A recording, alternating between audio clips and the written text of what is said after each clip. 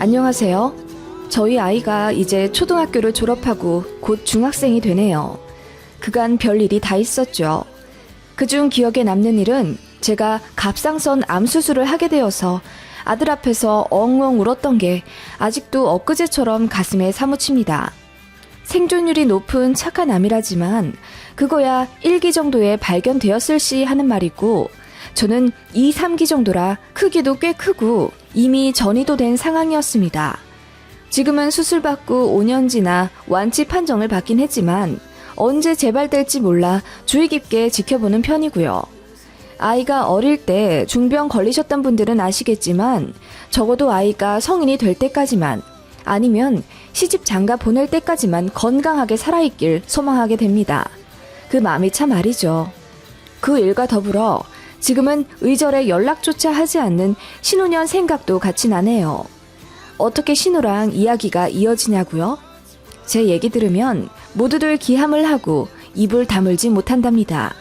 어쩜 그런 악인 중에 악인이 다 있냐면서 길 가면서 옷깃도 스치고 싶지 않은 사람이라고 혀를 끌끌 차며 욕하더군요. 네, 그런 사람이 바로 제 신우입니다. 시간을 거슬러 딱 8년 전 이맘때이군요. 평생 전업을 하던 신우가 본인 남편이랑 사이가 안 좋아져 이혼을 하게 생겼다며 본인 경제력을 위해서라도 일을 해보겠다 하더군요.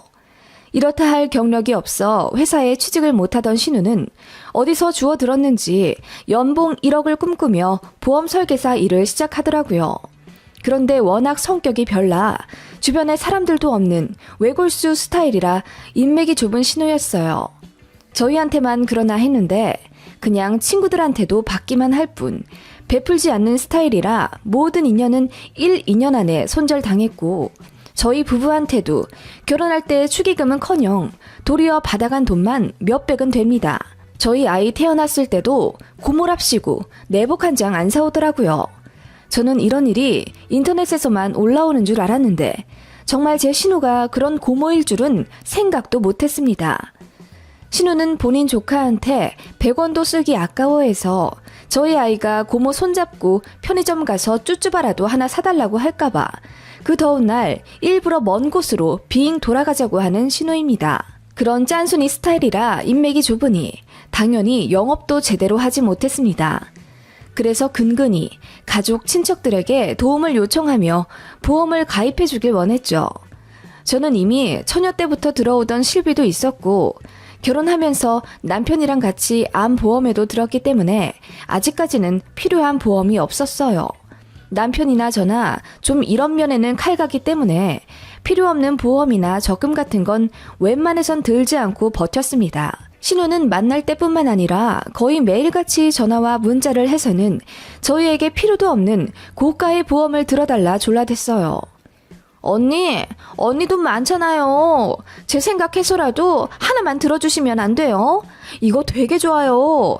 가입하면 길 가다 넘어지기만 해도 30만 원은 받는다고요. 아가씨, 그런 게 어딨어요. 저도 어느 정도는 알아요. 그리고 저희가 필요하면 할게요. 대신 아가씨 계좌에 100만 원 넣어드려요. 그러니까 저희 부부 보험 들어준 걸로 쳐주세요. 이제 더는 보험 이야기 하지 않기로 약속해 주시고요. 네? 저희 부부는 그런 식으로 신우에게 100만 원, 50만 원씩 주면서 더는 보험 이야기를 꺼내지 않도록 잘 달랬어요. 차라리 그게 낫다고 생각했거든요. 한 번 들어주면 또 들어달라 할 거고, 제 주변인들한테도 알아봐달라 조를 게 뻔한 신우인데 그런 식으로 목돈 줘가며 도움을 주는 게 차라리 서로에게 낫다고 생각했어요. 그런데도 끈질기게 오니 결국 남편이 하나 들어줬습니다. 아이 태아 보험 때부터 따로 들어오던 어린이 보험이 있었는데 신우 걸로 다른 거 하나 더 들어줬어요. 그래서 아이 앞으로 총 보험비만 다달이 15만 원 나갑니다. 그거면 됐을 거라 생각했죠. 저희가 이따금 준 목돈도 있는데요. 그런데도 철면피인 신우는 절대 포기하지 않더군요. 왜냐하면 남편은 회계사고 저는 대기업 다니고 있으니 주변에 여유 있는 사람들이 많을 거라고 생각한 것 같아요. 그래서 주변인들에게 제발 보험 좀 몇 개 따다 줄 수 없냐고 진절머리 나도록 졸라대더군요. 결국 참다 못한 남편이 사자후를 내지르며 그만하라고 하니 신우는 그 일로 저희 부부와 사이가 엄청 안 좋아졌습니다. 보험일이 결국은 사람 장사인 건 알겠지만 남편이나 저나 주변에 아쉬운 소리 하는 거 너무나도 싫어하는 성격이고 그런 게 싫으니 300만 원 정도 목돈을 준 거잖아요. 그럼에도 불구하고 저희가 하나도 안 도와주었다며 우는 소리를 해대니 얼마나 꼴사납겠어요. 손 아래 신호라 더 그런가? 오빠네인 저희를 무슨 돈 나오는 화수분 마냥 취급하는데 올케인 저도 지긋지긋하더라고요. 그런데 몸이 안 좋으신 시아버지께서 저희를 도리어 타이르시며 그러지 말고 여동생 보험 하나를 좀 들어달라 부탁하시더군요. 남매가 사이가 안 좋으니 병환이 깊으신 와중 그게 그렇게 마음에 걸리셨나 봅니다. 남편을 따로 불러서는 여동생 잘 챙겨달라며 그게 내 마지막 소원이다 라고 말씀을 하신 바람에 남편이 마음이 약해져 그만 저희 부부는 필요하지도 않은 보험을 2개 들어주고 맙니다. 게다가 아버님이 보험들 돈을 따로 챙겨주겠다 하시니 어쩌겠어요. 물론 그 돈을 받지는 않았지만 아버님 마음이라도 좀 편하게 해드리고 싶었습니다. 남편이 든 건 고금리 저축성 연금보험이었고 제가 든 건 암보험이었어요. 신우는 저희가 보험을 들어준다니 신나서 그나마도 제대로 설명도 안 해주고 지 실적에 맞춰야 한다며 엄청 비싼 거 해달라 하더군요. 짜증났지만 몇 년 안에 해지할 생각으로 들어줬어요. 가족이니 그냥 내 업보다 생각했습니다. 어느 집안에나 애물단지 하나 정도는 있잖아요. 저희 애 고모를 그렇게 생각하고 싶진 않았습니다만 솔직히 저희 결혼할 때부터 지금까지 쭉 저희를 벗겨먹을 생각만 하고 있는 신우다 보니 좋게 말이 전혀 안 나옵니다. 그나마 저희 부부가 돈을 잘 버니 다행이지 없는 살림에 신우한테 베풀어야 하는 상황이라면 정말 답이 없었을 것 같아요. 아무튼 그렇게 보험을 2개나 들어줬음에도 신우는 고맙단 인사 하나 안 하더군요. 저희한테 되려 고마워하라며 진짜 혜택 많이 볼 거라고 큰 소리 떵떵 치더군요. 그게 신우 인성이었습니다. 할 말 있나요? 남편은 저에게 미안해했고 저는 그냥 그러려니 했습니다. 일도 바쁘고 아이 키워내느라 정신이 없기도 해서요. 그렇게 보험 들어주고 2년 정도 흘렀을 때였습니다. 바쁜 와중에 회사 건강검진을 받게 되었고 저는 청천벽력과도 같은 소식을 듣게 됩니다. 저는 원래 목이 잘 쉬는데 천성이 기관지가 약한 줄 알았습니다. 게다가 역류성 식도염도 있고 해서 그 연관으로 목이 잘 쉬나 했는데 건강검진에서 뜻밖의 안 좋은 소견을 듣게 된 겁니다. 바로 갑상선 암 진단을 받게 된 건데요. 네, 많은 여성분들이 갑상선 질환에 많이 걸리고 암 또한 수술을 많이 받으신다는 건 저도 압니다. 생존율도 높고 착한 암이라는 소문도 있지만 그건 어디까지나 초기에 발견되어 완치되었을 때만 적용 가능한 말이죠. 저는 운이 나쁘게도 꽤 오래 진행된 상황에 발견되었습니다. 2, 3기라고 말씀하시더군요. 위치도 크기도 안 좋고 이미 전이까지 의심되는 상황이었습니다. 갑상선 암으로도 사람은 죽어요. 절대 만만하게 볼 그런 쉬운 병 아닙니다. 제 암 진단으로 순식간에 온 집안은 난리가 났어요. 저는 저희 친정에서 제일 막내인데 집안에서 처음으로 암 환자가 나온 겁니다. 저희 친정 부모님과 제 언니 오빠들 당연히 오열하시며 걱정하고 눈물 파티였습니다. 시부모님도 소스라치게 놀라시며 걱정하셨죠. 저 역시 하늘이 무너지는 슬픔이었고 가장 걱정되는 건 당시 너무나도 어린 제 아들뿐이었습니다. 1기 정도에 발견되었으면 이 정도로 절망적이진 않았을 거예요. 수술로 잘 해결이 되니까요. 그런데 저는 의사가 예후를 안 좋게 말씀하셨어요. 수술도 잘 안 될 거라 항암 치료부터 먼저 해야 하는데 너무 기대하지 말라고 어쩌면 3, 4년 내로 죽을 수도 있다는 말에 저는 엄청 울었습니다. 회사에 휴직계를 내고 바로 항암 치료에 들어갈 준비를 했어요. 지금에야 가볍게 글로 쓰지만 당시에는 호랑이 굴로 들어가는 심정이었습니다. 게다가 아이가 있으니 발길이 영 떨어지지 않았죠. 아직 유치원 다니는 아이가 있어 회사 다녀야 하는 남편 대신 봐줄 사람이 필요한 터라 급하게 시어머님께 부탁을 드렸어요. 어머님은 저희 집에 오시는 것보다 시댁 당신의 집 부엌에서 요리해 주시는 게 편하다 하시며 저희 아이를 시댁에 한 달 정도 데려다 놓기를 원하셨죠. 그래서 아이와 함께 시댁에 갔는데 마침 신우도 있더라고요. 소식을 들었는지 처음에는 제 손을 잡으며 걱정을 해주더라고요. 그러더니 이내 언니, 그래도 제 얘기 듣고 보험 드러나서 참 다행이죠? 이러더라고요.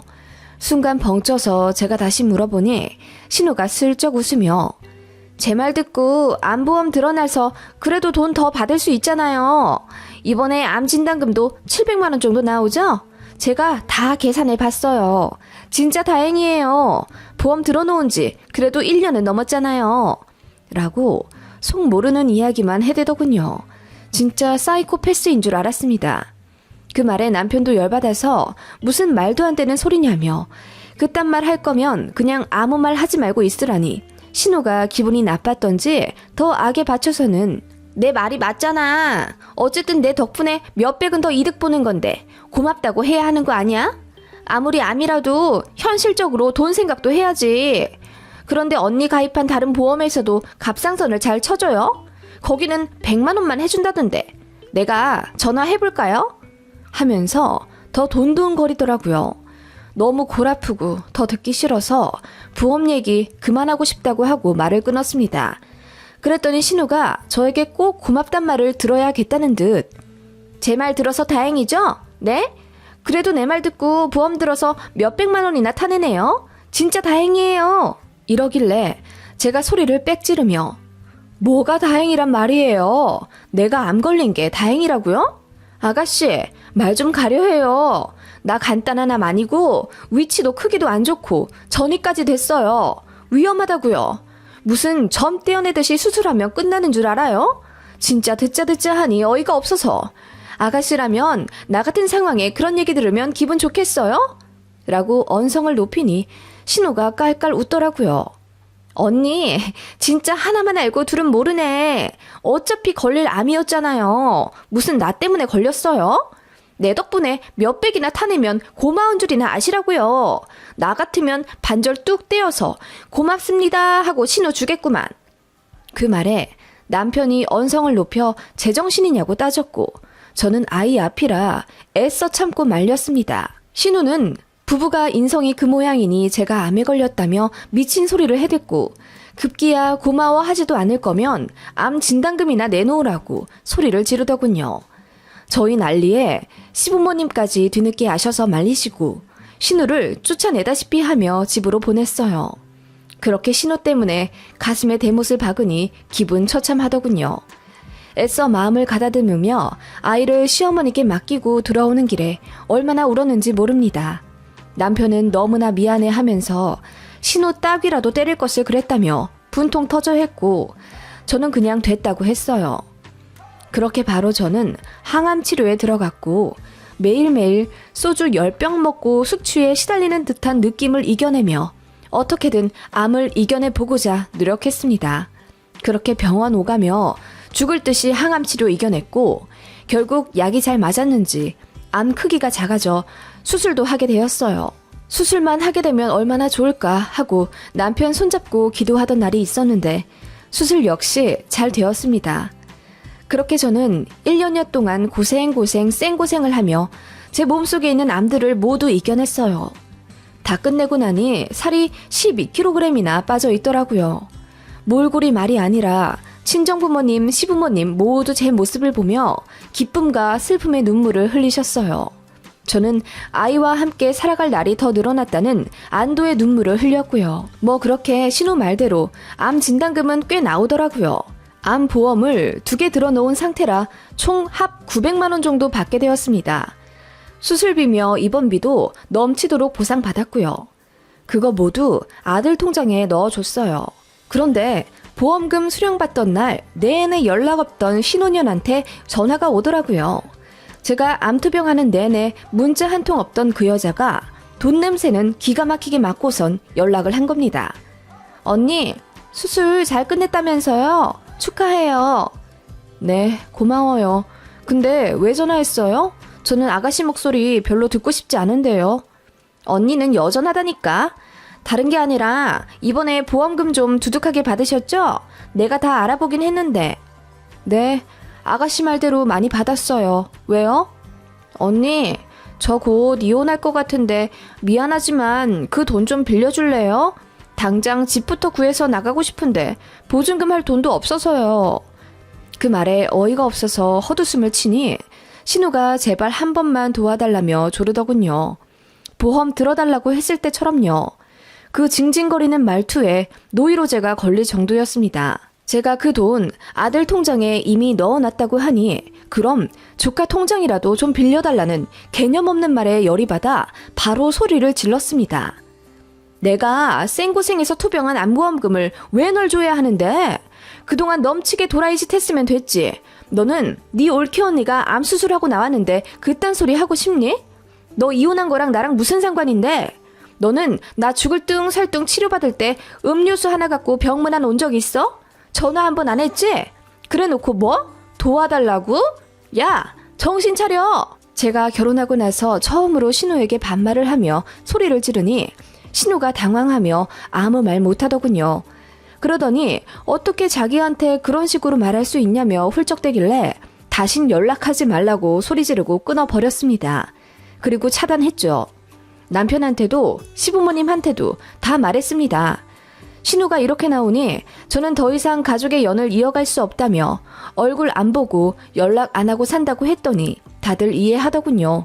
미안해 하고요. 그렇게 신우에게 10몇 년 동안 참아왔던 응어리를 풀어내니 속이 시원하더라고요. 암수술 2번 한 느낌이었습니다. 그런데 신우는 다른 번호로 저에게 전화하면서 욕짓거리를 하더군요. 그렇게 살다가 또 암 걸려서 어린애 두고 저승 간다 어쩐다 저주 수준의 악담을 퍼붓기에 저는 더 봐줄 것도 없다고 생각했어요. 안 그래도 신우가 저희 보험 가입시킬 때 제대로 고지 안 하고 지 멋대로 가입시킨 거 전부 증거가 있거든요. 그리고 남편 거 들어줄 때 고금리 저축성 보험이라고 했잖아요. 그런데 신우가 지 실적 맞춘다고 종신보험으로 맘대로 들어놨더라고요. 전화 녹취랑 카톡 내역 뽑아서 금감원에 신고 넣었습니다. 신우 바로 징계 먹더군요. 평소 근태도 안 좋았는지 경고 없이 바로 회사에서 잘렸다더군요. 아주 속이 시원했습니다. 신우가 공중전화로 제게 전화해서 지 백수 만드니까 속이 시원하냐며 울고불고 구레구레 소리 지르더군요. 그러거나 말거나 했어요. 남편도 알아요. 제가 금감원에 신우 찌른 거요. 아무 말 못하더군요. 저더러 잘했다곤 하는데 아무래도 여동생이니 속은 쓰리겠죠. 그래도 제가 당할 것에 비할 바인가요? 아무튼 신우는 그렇게 백수가 되고 바로 이혼도 당했다더군요. 빈털털이 거지가 된 채로 이혼당했는데 돈이 없어 방도 못 구하고 시부모님 집으로는 차마 못 들어가선 고시원 계약해서 살고 있다더군요. 그러다가 어디 경기도 외곽으로 이사가서 마스크 공장에서 일한다는 소식은 들었는데 얘기 듣기로는 몸이 아프다더군요. 관절에 물이 차는 무슨 고질병이라면서 아마 공장에서 일하는 것도 조만간 관둬야 할지도 모른다더군요. 시부모님 댁으로 다시 들어갈진 모르겠는데 신우 자존심이 있어서 절대 안 들어갈 것 같긴 하네요. 시어머님이랑 신우랑 성격이 상극이거든요. 남편한테 한 달에 한두 번씩 전화해서 자기 너무 외롭고 힘들다며 운다던데 제가 절대 받아주지 말라고 했습니다. 제 앞에서 무릎 꿇고 싹싹 빌기 전까지는 10원 한 장 주지 말라고 했어요. 그러면 당신이랑도 이혼할 거라고 하니 남편이 알겠다고 했어요. 그래도 제 말은 잘 듣는 남편이거든요. 남편이 신우에게 그대로 전했는지 신우가 몇 주 정도 후 저한테 사과하러 집에 오고 싶다더군요. 제가 싫다고 했습니다. 그랬더니 또 공중전화로 제게 전화해서는 언니, 나 언니한테 가서 무릎 꿇고 사과하고 싶어요. 내가 말 심하게 한 거 다 사과할게요. 라고 하길래 제가 폭언도 멋대로 하고 사과도 멋대로 하냐며 다 듣기 싫다고 했어요. 그랬더니 이내 고래고래 소리를 지르며 언제는 무릎 꿇고 빌면 돈 준다면서 한 입 갖고 두말하는 제가 치사하다더군요. 치사? 진짜 어이가 없어서 그따위로 살지 말라고 소리 질렀습니다. 그랬더니 또 다 죽은 목소리로 미안하다고 연기하는데 아주 가증스러웠어요. 결국은 다 돈 때문이더라고요. 그 이후로 모든 전화 안 받고 남편에게도 신우 소식 듣기 싫다고 귀를 막아 잘 모르겠지만 아무튼 요 근래의 신우는 자기 생활이 아주 비참하다고 우는 소리를 한대요. 몸도 안 좋아지고 주변에 사람도 없으니 지옥 같다며 본인이 마음만 곱게 썼어도 이렇게까진 안 됐을 텐데 다 자업자득 같다고 생각하는 제가 나쁜 건가요?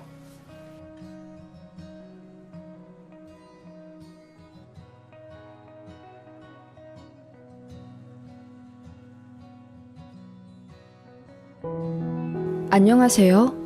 2달 전 파혼한 여자입니다. 여기 분들 보니 파혼하신 분들 많은데 저처럼 웨딩 사진까지 다 찍고 쪽낸 사람은 거의 없는 것 같더라고요. 저는 웨딩홀, 스드메까지 다 예약한 상태에서 스튜디오 촬영하던 중 파혼했어요. 그래서 위약금 문 것만 해도 100만 원 정도는 되는 것 같긴 한데 솔직히 신혼집 계약하기 전에 끝내서 얼마나 다행인지 모릅니다. 100만 원 정도야 인생의 교육비 정도로 생각하고 있고요. 제가 파혼한 이유는 다름 아닌 공주병 말기 예비 시모 때문입니다. 결국 따지고 보면 중간에서 바보처럼 군 전 남친 탓도 있긴 한데 결정적인 원인을 제공한 건 그 아줌마 때문이에요. 무슨 일이 있었는지 한번 써볼게요. 회사 점심시간에 몰래 쓰는 거라 두서가 없어도 양해 부탁드려요. 전 예비신랑, 편의상 남친이라고 쓰겠습니다. 남친이랑 저는 1년 반 정도 사귀고 결혼을 하게 됐습니다. 둘 다 양가 사정도 비슷하고 버는 돈도 거기서 거깁니다. 여기 잘 사는 분들도 많고 학벌, 직장, 후덜덜하게 좋은 사람들도 많지만 저희는 진짜 평범해서 스펙 비교할 것도 없네요. 아무튼 그렇게 평범한 커플이지만 정말 많이 사랑했어요. 그러니까 결혼까지 결심했겠죠. 둘 다 나이가 어느 정도 찬터라 자연스럽게 결혼으로 이야기가 이어졌고 정말 보통의 커플들처럼 스무스하게 양가 허락받고 결혼을 진행하기 시작했어요. 다만 조금 특이한 건 저희는 결혼하자마자 살림을 합치는 게 아니라 한 반년 정도 따로 살다가 신혼집을 마련해서 들어가게 됐어요. 이유는 구구절절 다 쓰기도 뭐해서 그냥 간단히 돈 때문이고요. 아무튼 그래서 신혼집을 미리 구하지 않은 상태로 결혼을 진행하게 되었습니다. 요즘 다 그렇듯이 일단 웨딩홀부터 잡아야 했기에 결혼 날짜도 상견례 전에 잡았고 좋은 날짜, 좋은 시간대로 예약하려고 바로 웨딩홀부터 예약했습니다. 그리고 나서 스드메까지 패키지로 같이 예약을 해뒀죠. 요즘은 다 그렇잖아요. 게다가 저희가 결혼하려고 하는 시기가 결혼식 성수기였기 때문에 어쩔 수가 없었습니다. 아무튼 그렇게 대강 스케줄을 잡아놓고 양가의 인사를 제대로 드리게 됐죠. 사실 남친은 저희 집에 자주 와서 밥도 많이 먹었고 저희 부모님이랑도 안면을 튼 상태였어요. 저는 예비시댁에 한 번도 가본 적이 없었죠. 그렇게 떨리는 마음으로 남친 집에 인사를 갔는데 저는 조금, 아니 사실 아주 많이 놀랐습니다. 현관 입구에 어떤 여자 사진이 있더라고요. 자세히 보니까 어머님 젊으실 때 사진이었습니다. 어머님이 젊었을 때 무슨 잡지 모델도 하고 유명하진 않지만 광고도 찍고 그러셨다네요. 그렇다고 연예인이라고 하기에는 뭐한 게 활동을 한 1년 정도만 하시다 바로 접고 평범하게 일하셨다더군요. 아무튼 그런 어머님이셨는데 젊었을 적 광고 찍었던 그 사진을 크게 확대해서는 거의 실물 사진 수준의 크기 액자로 현관 앞에 걸어 두셨더라고요. 조금 특이하다 생각은 들었지만 티 내지 않고 남친 집에 들어섰습니다. 제가 예의 바르게 인사드렸고 남친 부모님도 살갑게 웃어주시며 저를 맞아주셨어요. 본격적으로 조금 이상하다 생각이 들었던 건 식사를 하면서부터였습니다. 아버님이랑 남편은 음식을 거의 안 가리시는데 어머님은 먹는 것에 호불호가 강하시다며 어머님 전용 식판이 따로 있다고 하시더군요. 그래서 저희 상은 따로 차려주시고 어머님은 조금 옆에 떨어져서 식판에 옮겨 담은 음식들을 드시는데 자세히 보니 샐러드랑 두부 같은 채식 위주로 하시더군요. 그러시면서 말씀하시길 예비 며느리 온다고 내가 오랜만에 소고기도 좀 굽고 전도 부치긴 했는데 앞으로 우리 집 오면 이런 거 못 먹을 거야. 내가 이런 거 너무 싫어하거든. 냄새도 나고. 그리고 살찌잖아. 난 살찌는 거 너무 싫어서 평생 관리하거든. 그런데 우리 새아가는 혹시 따로 다이어트 같은 거 해? 너무 늘씬하고 이쁘다. 하시며 제 몸을 위아래로 훑어보시더라고요. 아니요. 저는 따로 다이어트는 안 하고요. 원래 좀 마른 체형이라 살이 잘 안 쪄요. 어머, 그러니? 하긴 나도 젊을 때 좀 그렇긴 했지. 하시면서 뭔가 기분이 나쁘신 듯 표정이 안 좋아지시더라고요. 남친이 말하기를 어머님은 살이 잘 찌는 스타일이라 삼시세끼 식단으로 관리하시며 다이어트만 20년 가까이 하셨다네요. 그래서 고기도 한 달에 한두 번 드실 정도고 워낙 잘 안 챙겨 드셔서 골다공증도 왔는데 그렇게 식단 조절을 심하게 하신답니다. 제가 걱정이 돼요. 어머님, 건강이 최고죠. 그리고 관리 안 하셔도 어머님은 여전히 미모가 뛰어나실 것 같은데 많이 드세요. 라고 한마디 했는데 어머님은 그 말이 너무 기분이 나쁘신 듯 어머, 넌 내가 살쪄서 뒤룩뒤룩 굴러다녔으면 좋겠니? 그리고 며느리 될 사람이라 그런가? 말 한마디 한마디가 뼈가 있는 것처럼 느껴지네. 왜? 내가 혹시라도 건강 안 좋아져서 아프면 병수발이라도 부탁할까봐 그래? 하시며 억지로 깔깔 웃으시는데 눈은 저를 매섭게 노려보는 게 느껴졌어요. 순간 소름이 쫙 끼쳐서 입맛이 딱 떨어지더군요. 그 이후로 어머님은 거의 말씀이 없으셨고 아버님이랑만 간간히 이야기하면서 앞으로의 결혼 생활 같은 거 상의 들이다 왔습니다.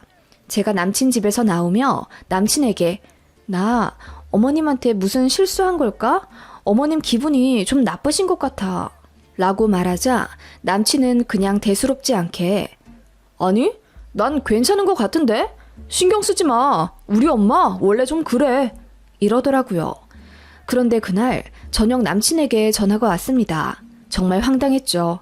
남친이 풀이 죽은 목소리로 저에게 말하기를 자기야, 미안한데 우리 엄마한테 사과 좀 해줄 수 있어? 이러더라고요. 사과? 왜? 어머님이 나한테 뭐 기분 나쁜 거 있다고 하셔? 아니, 자기가 밥 많이 먹으라고 한 게 너무 언짢으시대. 뭐라고? 나는 그냥 어머님이 고기도 안 드시고 그러셔서 그냥 걱정되는 마음에. 나도 자기 마음 알지. 그런데 엄마는 좀 받아들이시기에 기분이 안 좋으셨나 봐. 왜 며느리 될 사람이 시어머니한테 벌써부터 이래라 저래라 하냐고. 그런데 그 말도 듣고 보면 일리가 있잖아. 어떻게 보면 좀 지적받은 것 같기도 하고. 아니 그러면 자기도 그 자리에서 나한테 말을 좀 해주지. 내가 아까 집에 올 때는 아무 실수 안 했다고 괜찮다고 했잖아. 나도 그렇게 생각했는데 엄마한테 얘기 들어보니까 좀 그렇더라고. 아무튼 그냥 좋은 게 좋은 거라고 사과 한마디만 해주면 그냥 다 잘 넘어갈 것 같은데. 부탁 좀 할게. 이번만 잘 넘어가주면 나도 엄마한테 얘기 잘해서 서로 갈등 없도록 노력할게. 응? 알겠어. 남친 말을 들어봐도 솔직히 이해가 잘 가지 않았지만 기분이 나쁘시다고 아들한테까지 이야기하실 정도라니 제가 정말 실수한 건가 싶어서 걱정이 되긴 하더라고요. 그때 다른 사람들에게도 물어봤어야 했는데 저는 제가 진짜 실수한 건 줄 알고 창피해서 부모님한테도 말하지 않았습니다. 그래서 저 혼자 해결한답시고 시어머님께 전화를 드렸었죠. 그리고 사과를 드렸습니다. 그랬더니 뾰루퉁하게 한마디 하시더군요. 다음부터는 나더러 많이 먹으라 적게 먹으라 그 어떤 요구도 하지 마. 내가 알아서 다 할 테니까. 넌 살이 안 쪄서 모르겠지만 나는 그런 거 되게 예민해. 알겠니? 하시고 딱 끊으시는데 너무 당황스러웠습니다. 남친은 제가 예비 시모한테 사과했다는 것에 엄청 고마워하더군요. 저는 좀 황당했기 때문에 남친에게 앞으로 이런 일이 없었으면 좋겠다고 했습니다. 제가 그렇게까지 큰 말실수한 것도 아니고 어머님도 오해하신 게 있잖아요. 그랬더니 남친도 알겠다고 거듭 대답했기에 그냥 넘어갔던 일이었습니다. 그게 시작인 줄은 모르고요. 아무튼 그런 일이 있고 난 후 몇 주 뒤가 저희 웨딩 촬영이었습니다. 남들은 웨딩 촬영 앞두고 다이어트다, 시술이다 뭐다 하지만 저는 시간이 없기도 하고 또 그런 시술 받는 걸 좀 부질없다고 생각해서 저는 그 흔한 보톡스도 맞지 않았습니다. 그리고 딱히 다이어트 할 만한 체중도 아니었어요. 원래 좀 말라기 때문에 별 신경 안 쓰고 있었습니다. 그런데 예비 시모에게 전화가 오더군요. 저희 촬영할 때 어머님 아버님도 같이 리마인드 촬영을 하고 싶다고 하셨대요. 그러시면서 찍을 수 없냐고 저에게 물으시는데 솔직히 너무 당황스럽더군요. 그래서 스튜디오에 전화를 해봐야겠다고 하며 둘러대고 끊었습니다. 남친에게 전화하니 어머님이 그러셨냐면서 대수롭지 않게 생각하더군요. 그러면서 같이 찍는 것도 재밌겠다면서 본인이 스튜디오에 물어보겠다 끊는데 제 생각은 왜 안 하나 싶어서 기분이 나쁘더군요. 그래서 그 일로 남친이랑 좀 다퉜는데 남친이 말하기를 본인 부모님이 아주버님 임신하고 급하게 결혼하느라 웨딩 사진을 못 찍으셨대요. 그러면서 요즘 사람들 찍는 스튜디오 촬영을 꼭 해보고 싶어 하긴 하셨다며 본인 어머니가 짠하다는 식으로 쉴드 치더군요. 그 말에 저는 바보같이 별 말도 못했습니다. 그럴 수도 있겠다는 생각이 들었고 남친이 너무 많이 미안해 하길래 그냥 알겠다고 했죠. 역시나 스튜디오에서는 갑작스런 합동 촬영은 조금 힘들다고 하더라고요. 그래서 예비 시모께 말씀드렸더니 어떻게 날짜나 시간 조율을 달리해도 어렵겠냐고 하시면서 좀처럼 포기를 안 하시더군요. 어머님도 사진 찍을 생각에 보톡스랑 필러도 맞고 다이어트도 하고 있는 중이라며 무슨 일이 있어도 같이 찍고 싶다 하시더라고요. 제가 재차 스튜디오에 다시 확인을 해봐도 그 날짜는 어렵다고 말씀하시길래 다시 전달드렸더니 어머님이 엉엉 우시지 뭐예요? 내 나이 곧 환갑이 다 되어가는데 더 늙기 전에 꼭 찍어보고 싶어. 내 소원인데 어떻게 좀 안 되겠니? 이러시길래 너무 당황스러웠지만 어머님 소원이시라니 어쩔 도리가 없었습니다. 그래서 시간을 조율해서 다시 스케줄을 잡았고 결국 그 날짜에 시부모님 리마인드까지 같이 촬영하는 걸로 예약을 다시 잡았습니다. 그런데 막상 그 날짜가 되니 또다시 변수가 생겼습니다. 아버님이 안 찍으시겠다고 부부싸움을 하셨다는 거예요. 애초에 리마인드 웨딩은 어머님 혼자만의 결정이셨고 아버님은 사진 찍는 거 너무 싫어하셔서 극구 안 가겠다고 하셨답니다. 그래서 어떻게 되었냐고요? 이쯤 되면 다들 예상하기를 시부모님 리마인드가 취소된 줄 아시더라고요. 저도 그렇게 예상했는데 완전 반전이었습니다. 어머님 혼자 사진 찍겠다고 하시더군요. 그래서 웨딩 촬영하는 날에 어머님 혼자 오셨습니다. 그래서 저 드레스 고를 때도 같이 고르시고 메이크업도 옆에서 나란히 같이 받았어요. 그때까지만 해도 저는 어머님이 독사진 찍으시고 저희랑 같이 몇 컷 찍으시며 끝날 줄 알았어요. 역시나 예상을 빗나가는 예비 시모였습니다. 사진기사가 짜놓은 구도와 루트가 있기에 저희 커플 먼저 사진을 찍게 되었습니다. 찍어보신 분들은 아시겠지만 스튜디오 촬영 날은 진짜 너무 정신이 없어요. 사진작가가 하라는 대로 열심히 표정과 포즈를 잡아야 하고 이동도 엄청 많이 합니다. 그래서 정신이 하나도 없는 상태로 하하호호 웃으면서 사진 촬영을 하고 있었어요. 그런데 시어머님이 사진작가 옆에서 무서운 무표정으로 저희를 바라보시더라고요. 솔직히 섬뜩했습니다.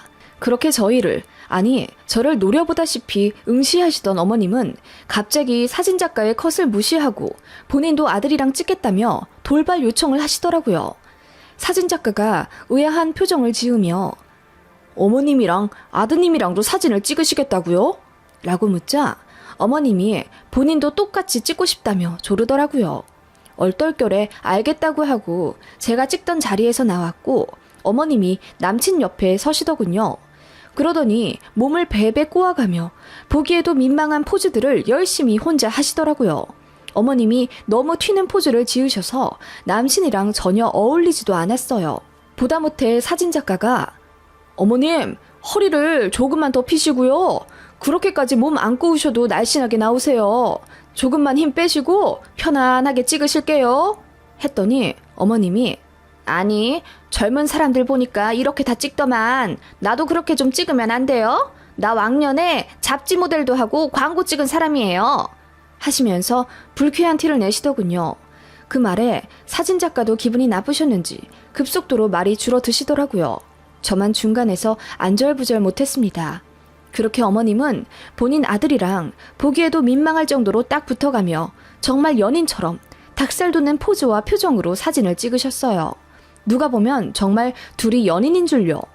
남친도 처음에만 민망해했지 나중에는 지 엄마랑 사진 찍는 걸 엄청 재밌어 하더라고요.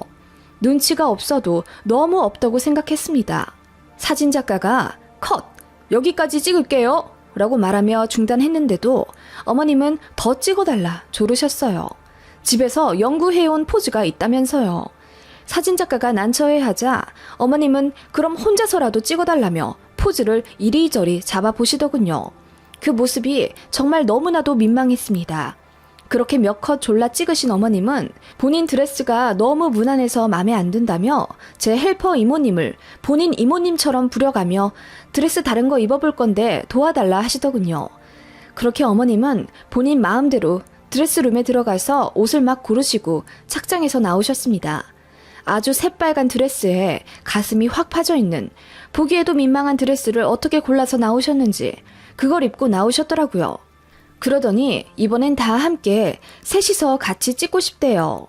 이미 어머니께 시달릴 대로 시달린 사진작가는 그러시라며 힘 빠진 대답을 했고 저희는 다른 층으로 건너가 사진을 찍게 되었습니다.